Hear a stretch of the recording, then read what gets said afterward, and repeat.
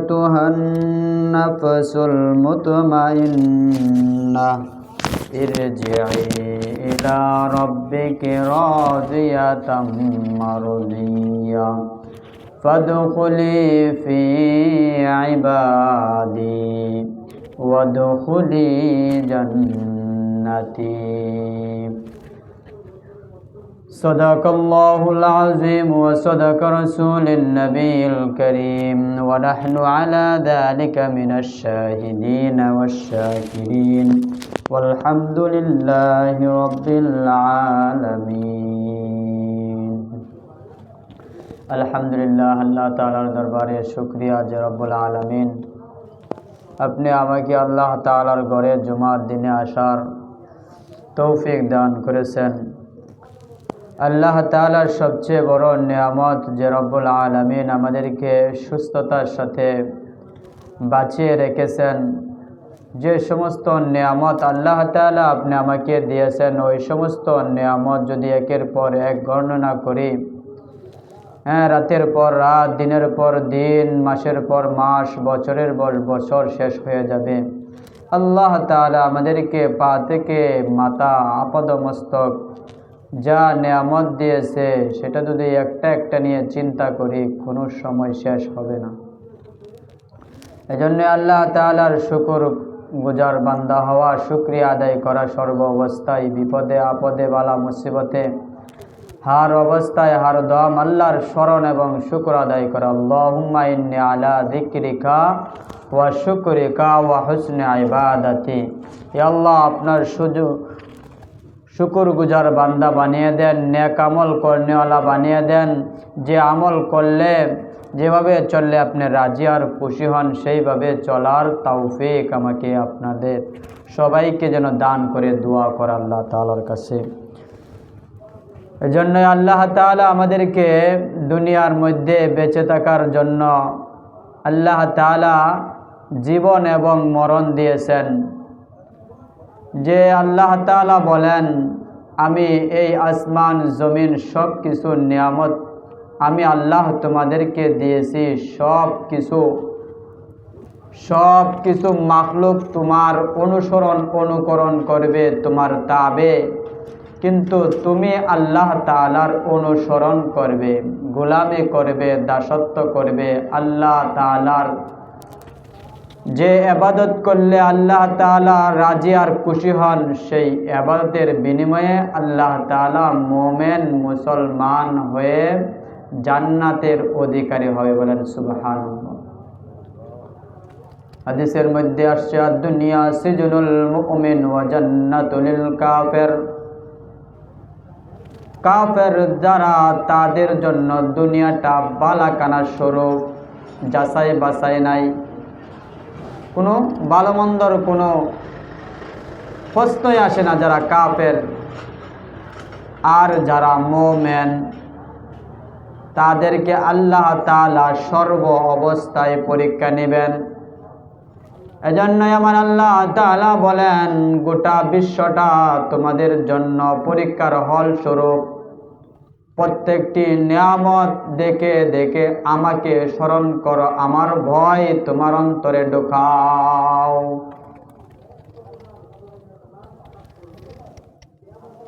আল্লাহ তাআলা বলেন, কুল্লাউ কানাল বাহরু মিদাদান লিকালিমাতি রাব্বি লানাফিদাল বাহরু ক্বাবলা আন তানফাদা কালিমাতু রাব্বি ওয়ালাউ জিনা বিমিথলিহি মাদাদা। ও জ্ঞানী গুণীরা, বিশ্বের যত আবিষ্কারক, দার্শনিক, গণক, পণ্ডিত রয়েছে, বৈজ্ঞানিক রয়েছে, সকল মানুষদেরকে আল্লাহ তাআলা ডাক দিয়া বলেন, ও নবী, আপনি শুনিয়ে দেন, আপনি আপনার উম্মত বান্দা বান্দীদেরকে শুনিয়ে দেন যে সমস্ত নিয়ামত বান্দার জন্য দিয়েছি সব কিছু নিয়ামত বান্দার তাবে বানিয়ে দিয়েছি। চন্দ্র, সূর্য, আলো, বাতাস, শ্বাস প্রশ্বাস, নিঃশ্বাস, যা কিছু দিয়েছি সব কিছু আমার নেয়ামত। এই এক একটা নেয়ামত যদি লিখতে শুরু করে আর লেখার জন্য যদি একটা কলমের জন্য যদি গোটা বিশ্বের যত বৃক্ষরাজি রয়েছে, গাছপালা রয়েছে, ওই বৃক্ষরাজি আর গাছপালা যদি কলমে পরিণত করে দেয়, আর গোটা বিশ্বের যত আটলান্টিক মহাসাগর থেকে নিয়ে যত প্রকার পানি, সমুদ্র সৈকত রয়েছে, ওই সমস্ত সৈকতের পানি যদি ওই কলমের কালির জন্য ব্যবহার করা হয়, আমার আল্লাহ তাআলা বলে যে আল্লাহর কসমকে বলি, ওই আল্লাহ তাআলা নেয়ামত এক একটা লিখতে লিখতে কলমের কালি সমগ্র দুনিয়ার পানি কালি শেষ হয়ে যাবে। বৃক্ষ দ্বারা, গাছপালা যে বৃক্ষের দ্বারা কলমও শেষ হয়ে যাবে। আল্লাহ তাআলার নেয়ামত শেষ হবে না। সুবহানাল্লাহ। আল্লাহ তাআলার নেয়ামত শেষ হবে না। আল্লাহ তাআলা বলেন, ওই সমস্ত নেয়ামত, রৌদ্রের কিরণ তোমার পা থেকে মাথা পর্যন্ত একটু চেষ্টা ফিকির করো, সে দেখো তোমার মধ্যে যে সমস্ত নেয়ামত আমি রেখেছি, সেই নেয়ামতের কোনটা তুমি অস্বীকার করবা। সূরা ওয়াকিয়ার মধ্যে আল্লাহ তাআলা বলেন, আফরাইতুম মা তুমনুন। আর এক জায়গায় বলেন, আফরাইতুমুল মা আল্লাযী তাশরাবুন। আর একটু নিচে একই পৃষ্ঠার মধ্যে আল্লাহ তাআলা বলেন, আফরাইতুমুল মা আল্লাযী তাশরাবুন। আর একটু নিচে আল্লাহ তাআলা বলেন একই পৃষ্ঠায়, আফরাইতুমুন নার আল্লাতী তুরুন। বেশি না, শুধু সামান্য একটু নিয়ামত নিয়ে চিন্তা করো, তোমাকে কোথায় তুমি ছিলে, তুমি কোথায় থেকে আসলে, কোথায় যাইতে হবে, কি নিয়ে যাইতে হবে, কিসের বাহাদুরি, কিসের পদবী, কিসের রাজনীতি, কিসের সব কিছু কার জন্য করতেছ। যে মালিক তোমাকে আমাকে বানাইছে তাকে রাজি করার জন্য তুমি কি প্রচেষ্টা করতেছ। আল্লাহ তো বলে দিয়েছেন, তোমাকে এক ফুটা নাপাক বীর্য থেকে তোমাকে সৃষ্টি করা হয়েছে। তুমি ছিলে দুর্বল, তুমি ছিলে অসহায়। মুরগির বাচ্চার ছানা যখন ডিম থেকে বাইর হয়, সাথে সাথে তার খাবার সে নিজে গ্রহণ করতে পারে। মানুষ তার খাবারের জন্য কোনো ব্যবস্থা নিতে পারে না, সে অনেক দুর্বল। কিন্তু ওই দুর্বলকে সবলের, হাতি অনেক বড় প্রাণী, কিন্তু ওই হাতি তার কথা ছোট্ট একটা মানুষ পাখির ন্যায় হাতির উপরে বসে হাতিরকে যখন গাইডলাইন দিয়ে বলে ওই দিকে যাও, ওই দিকে যায়, কিন্তু তোমার সব কিছু অনুসরণ করে, কিন্তু তুমি আমার একজনের অনুসরণ করতে হবে।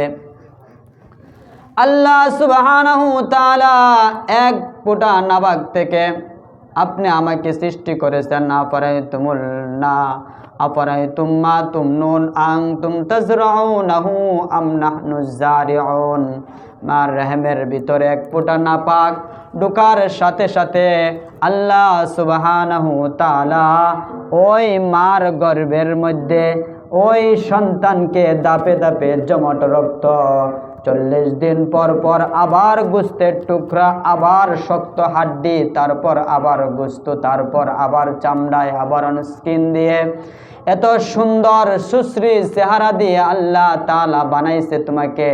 আল্লাহ তাআলার নেয়ামত কোথায় থেকে আসছ, ইহাকে একটু চিন্তা করার জন্য।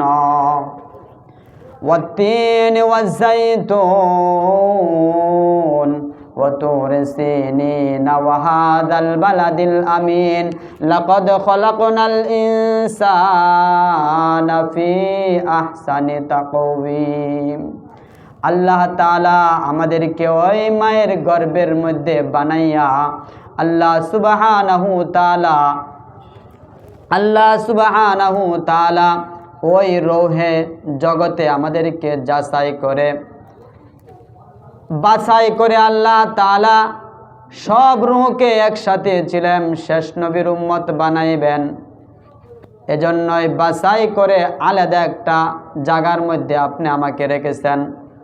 শেষ নবীর উম্মত হিসাবে আমাদেরকে দুনিয়ার মধ্যে প্রেরণ করেছেন। আর পেটের মধ্যে যখন ছিল বান্দা, ওই বান্দা তখন যে জবান দিয়ে আমাকে স্মরণ করিবে, আমাকে রাখিবে, সেই জবান দিয়া তাকে নাপাক জমট রক্ত আমার পেট থেকে আমি খাওয়ার জন্য ব্যবস্থা করি না। নাভির সাথে তার একটি তার নাভির সাথে সংযুক্ত করে দিয়া আল্লাহ তাআলা তার ওই পেটের মধ্যে 10 মাস 10 দিন তার জন্য ব্যবস্থা করে দিয়েছেন। এটা একমাত্র আল্লাহ তাআলা ব্যতীত কার অধিকার রয়েছে একটু চিন্তা করেন। আফরাইতুম মা তুমনুন, আল্লাহ তাআলা বলেন ওই দিনের কথা তোমরা চিন্তা করো, যে দিন তোমাদেরকে এত নিয়ামত দিয়েছিলাম, ওই নিয়ামত তোমার মার পেটের মধ্যে ছিলে, তখন তোমাকে কে পান করাইতো, কে লালন পালন করতে এত বড় করেছে। এবং আল্লাহ তাআলা আবার শেষ নবীর উম্মত ইহুদি নাসারা বেঈমান না বানাইয়া আল্লাহ তাআলা মুসলমান হিসাবে তোমাকে কবুল করেছে। সুবহানাল্লাহ। আফরাইতুমুল মা আল্লাযী তাশরাবুন, আরেকটা নিয়ামতের কথা চিন্তা করো, পানি।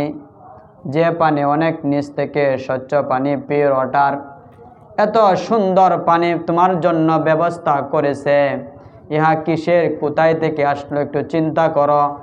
কাল কিয়ামতের ময়দানে তুমি যদি ওই পানি, দুনিয়াতে কত টনে টন পানি পান করে যদি নিয়ামতের শুকরিয়া আদায় না করতে পারো, আল্লাহর কুদরতি পায়ে আল্লাহর হুকুম মানে যদি সেজদা এবং বিধিবিধান না মানতে পারো, কাল কিয়ামতের ময়দানে তোমার এমন অবস্থা হবে, এক গ্লাস পানির জন্য পিপাসিত হয়ে যাবে, আধার উপরে সূর্য আসিয়া যাবে, টক বক করে তোমার মস্তকগুলা গলে গলে পড়তে থাকবে।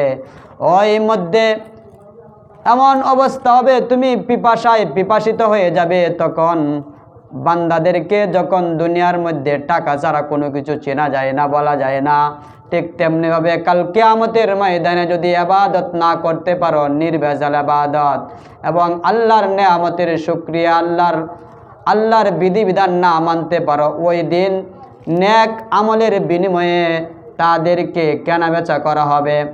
কেউ কেউ দৌড়াদৌড়ি করবে, সামনে দিয়া পানি নিয়ে আসবে। যখন জিব্রা আপনার আধা হাত বাড়ি হয়ে যাইবে, তখন এমন অবস্থা হবে, বলবে তোমাকে পানি লাগবে কিনা? হ্যাঁ পানি লাগবে, দেওয়া হবে। তাহলে দাও। বলবে বিনিময়ে টাকা পয়সা চলবে না, তোমার নেক আমল দিতে হবে। ওই জায়গায় আমাদেরকে নেক আমল দিতে হবে। হ্যাঁ, এজন্যই আমরা রাজি হয়ে যাব এক গ্লাসের বিনিময়ে 60 বছর, 30 বছর, 70 বছরের হায়াত দিয়ে দিতে প্রস্তুত হব। কিন্তু আল্লাহ তাআলা ফেরেশতাদের মাধ্যমে ডাক দিয়ে বলবেন, ও ফেরেশতা, আমার ওই বান্দার কাছে যাও, তাকে বলো যে সে 60 বছরের ইবাদত বন্দেগী দিয়ে দিল, কিন্তু আমি মালিক, তাকে সৃষ্টি করেছি, সব নিয়ামত দিয়েছি, আর নিয়ামত দেওয়ার পর আমার জন্য কি নিয়ে আসছে, আমার জন্য কি বাকি রাখছে তাকে বলো। বাসার ভাও আছে। এই জন্য এই নেক আমল যদি কম হয়ে যায় তাহলে পেরেশানি। আল্লাহ তাআলা যে আয়াতটুকু তেলাওয়াত করেছে আপনাদের মধ্যে, যে আল্লাহ তাআলা যে সমস্ত নিয়ামত দিয়েছেন, ওই সমস্ত নিয়ামতের শুকরিয়া জ্ঞাপন করা সর্ব অবস্থায়। মৃত্যুর ডাক আসার সাথে সাথে আল্লাহর ডাকে সাড়া দিতে হবে। আসার সিরিয়াল আছে, যাওয়ার কোনো সিরিয়াল নাই। আল্লাহ তাআলা বলেন, আল্লাযী খালাকাল মাউতা ওয়াল হায়াতা লিয়াবলুয়াকুম আইয়ুকুম আহসানু আমালা। অতএব আল্লাহ তাআলা বলেন, আসমানের জায়গা আসমান, জমিনের জায়গা জমিন, চন্দ্র সূর্য আলো বাতাস সব কিছু দিয়েছে আমি আল্লাহ। অতএব আমার গোলামি করবে, আমারে অন্য কারো গোলামি করতে পারবে না। এজন্যই তুমি আমার জন্য কি নিয়ে আসছো নেক আমল, সেটাকে পরীক্ষার জন্যই মুসাফির খানা হিসাবে দুনিয়াতে থাকা অবস্থায় তোমাদেরকে 60 বছর 70 বছরের হায়াত দিয়েছিলাম। অতএব ওই হায়াতের দুনিয়াতে তুমি কি করেছো, কি নিয়ে আসছো? যদি নেকের পাল্লা ভারী হয় তাহলে আমাদেরকে জান্নাত দিবে, অন্যথায় যদি আমার দ্বারা পাপ ভারী হয়ে যায়, গুনাহ না মাফ করাইতে পারি, ইমানকে সঠিক না আকীদা পোষণ সঠিকভাবে না রাখতে পারি, আল্লাহ তাআলা ওই জাহান্নামের ওজনের পাল্লা ভারী হয়ে যাবে। আল্লাহ তাআলার জাহান্নামের আগুনে আমাদেরকে জ্বলতে হবে। অতএব আল্লাহ তাআলা আমাদেরকে পরীক্ষার ফলস্বরূপ, পরীক্ষার মধ্যে যখন হলের মধ্যে যাওয়া হয়, বান্দাকে তার অবস্থার উপর ছেড়ে দেওয়া হবে। সে এখানে পড়িয়া বৈশা বৈশা কলম দিয়ে লিখতেও পারে, তার মন চাইলে কাগজ চিরিয়া প্রশ্ন নিয়ে বাড়িতে আসতে পারে, কেউ তাকে বাধা দেবে না। 100%-এর মধ্যে আনসার সে 15ও করতে পারে, 20ও করতে পারে, 1 নম্বরও তুলতে পারে। যদি পারে তো তুলবে, না পারলে নকল করবে। আল্লাহ তাআলার কাছে নকল করার কোনো সুযোগ নেই। আল্লাহ তাআলা বলেন আর দুনিয়া মাজরাউল আখিরা, আখিরাতের ক্ষেত্র শুরু হলো দুনিয়াতে যদি একবার সুবহানাল্লাহ, একবার আলহামদুলিল্লাহ, লা ইলাহা ইল্লাল্লাহ বলতে পারো, আল্লাহ তাআলা বলেন একবার সুবহানাল্লাহ ইখলাসের সাথে পড়ার কারণে আল্লাহ তাআলা তোমার আমার জন্য জান্নাতের একটা গাছ রোপণ করে দেওয়া হয়। বলেন সুবহানাল্লাহ। এই গাছটা 60 বছর পর্যন্ত তেজস্বী ঘোড়া, দ্রুত যানবাহন ওই গাছটার শ্যামাও অতিক্রম করতে পারে না। বলেন সুবহানাল্লাহ। আল্লাহ তাআলা সুযোগ দিয়েছেন বান্দাদেরকে, আল্লাহ তাআলা জান্নাতের পৌঁছার জন্য সুযোগ দিয়েছেন। কিন্তু আল্লাহ তাআলা আমাদেরকে যদি নেক আমল করতে পারি, উচ্চ মাকামে আল্লাহ তাআলা আমাদেরকে দান। যদি যে হাদিসের মধ্যে আসছে যে ডেকে ডেকেও কোরআন শরীফ পড়ে, যদি আমল করে প্রতিদিন, তাহলেও 6663টা তালা দেওয়া হয়। বলেন সুবহানাল্লাহ। 3 প্রকার নফস দিয়েছে। এক নফস শুধু গুনাহ করতে ভালোবাসে, আরেক নফস আছে শুধু মন্দ কাজও করে, গুনার কাজও করে। আরেকটি নফস আছে, সেটা হলো মুতমাইন্না। যদি সত্যিকারে ওই নফস যদি আমরা বানাইতে পারি, যে নফস আল্লাহ তাআলা বলেন যে ইরজিই, প্রবেশ করো, ফাদখুলি ফি ইবাদি, তুমি ইবাদত বন্দেগী নেক আমল করেছ, ফাদখুলি ফি ইবাদি ওয়াদখুলি জান্নাতি, তোমাদের জন্য জান্নাত খোলা, ওই জান্নাতে তোমরা প্রবেশ করো। আর যখন মুমিন বান্দা যখন নেক আমল করিবে, তার এভাবে এমন অবস্থা হবে, তার আত্মা শুধু আল্লাহ তাআলাকে দুনিয়া থেকে সরে আখিরাতমুখী কোন সময় তার মালাকুল মউত হবে, ইন্তেকাল করবে। আর ইন্তেকাল করার সাথে সাথে মাওলা পাকের সাথে দেখা হয়ে যাবে, দিদার মিলে যাবে, শান্তি আর আয়াসে থাকবে। এজন্যই শুধু যারা মুতমাইন্না অন্তর শুধু পিঞ্জার মধ্যে থেকে দুনিয়া থেকে বাইরে হওয়ার জন্য লাফালাফি করতে থাকে।